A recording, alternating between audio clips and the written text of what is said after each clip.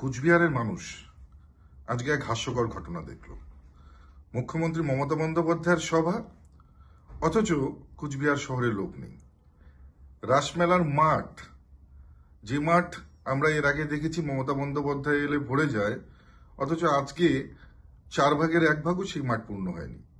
শুধুমাত্র যতটুকু জায়গা উপরে শেড দেওয়া ছিল সেই জায়গাটুকুতেই লোক ভর্তি হয়েছে, আর বাকি পুরো মাঠ ফাঁকা। অর্থাৎ একটা জিনিস বোঝা যাচ্ছে যে মমতা বন্দ্যোপাধ্যায়ের উপর থেকে মানুষের বিশ্বাস উঠে যাচ্ছে। 1, 2, কুচবিহার জেলার বিভিন্ন জায়গা থেকে লোক এলো। আজকে আমরা লক্ষ্য করেছি দিনহাটা থেকে কিন্তু সেই ধরনের গাড়ি যায়নি, এবং দিনহাটার মানুষ একেবারেই কিন্তু সেই মাঠে লক্ষ্য করা যায়নি। অর্থাৎ বোঝা যাচ্ছে কুচবিহার জেলা, দিনহাটা সব মিলিয়ে সাধারণ মানুষের বিশ্বাস তৃণমূল কংগ্রেসের উপর থেকে যেমন উঠে যাচ্ছে, তেমনি মমতা বন্দ্যোপাধ্যায়ের প্রতি মানুষের যে একটা আবেগ ছিল সেই আবেগও কিন্তু অনেকটা কমে গিয়েছে।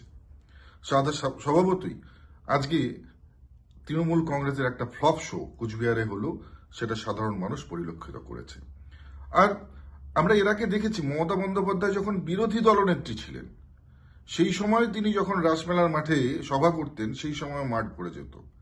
আর আজকে একজন মুখ্যমন্ত্রী বিগত 15 বছর ধরে যিনি একেবারে মুখ্যমন্ত্রীর চেয়ারে বসে আছেন, তারপরেও কেন আজকে সাধারণ মানুষ মুখ ফিরিয়ে নিচ্ছে?